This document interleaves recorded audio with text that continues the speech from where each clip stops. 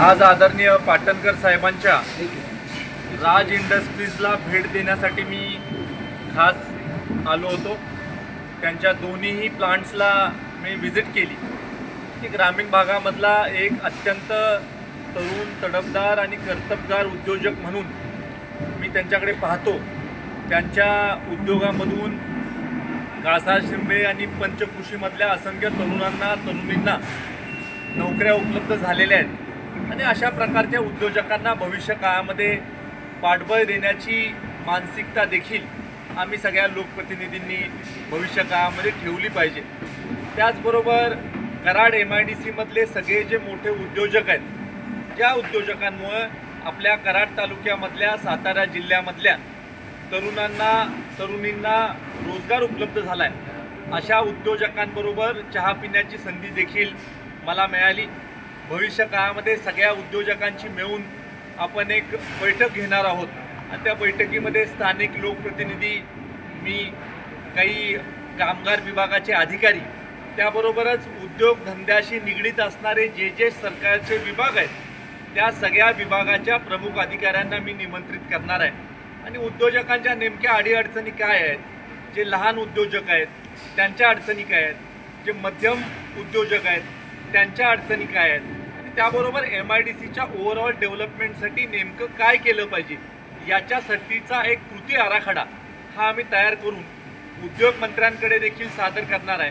कामगार मंत्र्यांकडे देखील त्यांच्या विभागाच्या अडीअडचणी आम्ही सादर करणार आहे। खरं तर मला कराडच्या उद्योजकांशी चर्चा केल्यानंतर असं लक्षात आलं की ज्या पद्धतीनं कराडच्या उद्योजकांना एनकरेज करायला हवं होतं, ज्या पद्धतीनं कराडच्या उद्योजकांच्या अडीअडचणी सोडवण्याच्या बाबतीमध्ये लोकप्रतिनिधींनी तत्परता दाखवायला पाहिजे होती, मागच्या काळामध्ये ती तत्परता दाखवली का, हा प्रश्न माझ्यासारख्या माणसाच्या मनामध्ये निर्माण होतो। आपण मोठमोठं बोलायचं, आपण इंग्लंड, अमेरिका, जपानच्या विषयीचं माईकवर बोलायचं, प्रेस कॉन्फरन्समध्ये बोलायचं आणि आपल्या कराडचे उद्योजक आहेत त्यांच्या अडीअडचणी सोडवायच्या नाहीत, हे विरोधी आभास सगळं मला वाटतं। त्यामुळे उद्योजकांच्या नेमक्या अडचणी, मग रस्त्याची अडचण असेल तर ती कशी सोडवायची, स्ट्रीट लाईटच्या बाबतीमध्ये त्यांच्या अडचणी असतील तर त्या आपण कशा सोडवायच्या, ओपन स्पेसेसच्या डेव्हलपमेंटच्या बाबतीमध्ये आपल्याला काय करता येईल हे बघितलं पाहिजे, लेबर डिपार्टमेंटच्या बाबतीमध्ये ज्या त्यांच्या अडचणी आहेत त्या त्यांच्या समजून घेतल्या पाहिजेत। नेमक्या लहान सहान अडचणी सोडवल्या नसल्यामुळं उद्योजकांना जो त्रास होतो हा त्यांचा त्रास कमी करण्यासाठी भविष्य काळामध्ये आपण प्रयत्नशील राहणार आहोत।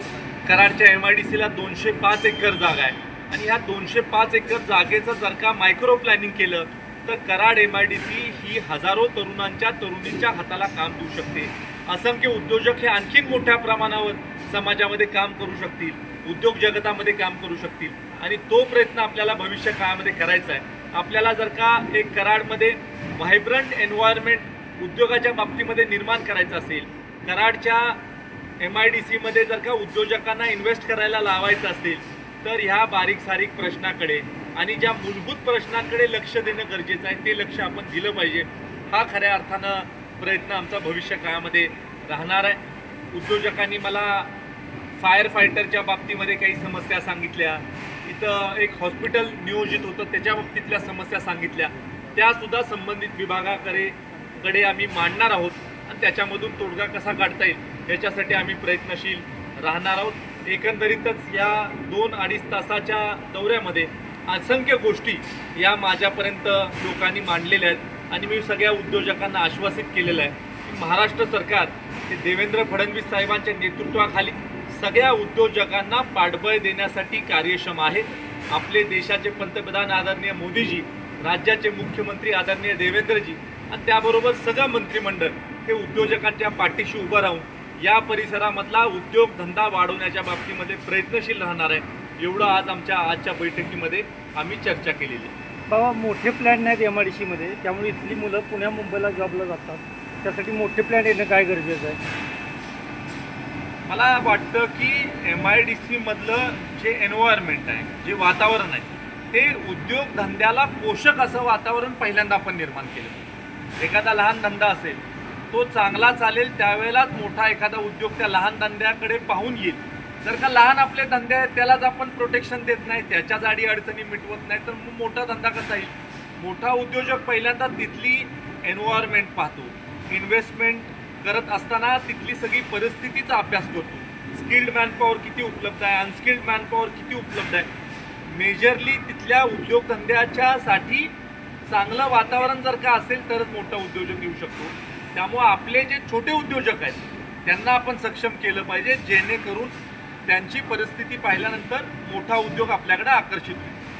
मेजरली उद्योगधंद्याला आकर्षित करणारं वातावरण निर्माण केलं पाहिजे, त्याच्यासाठीचा प्रयत्न आमचा भविष्य काळात राहणार.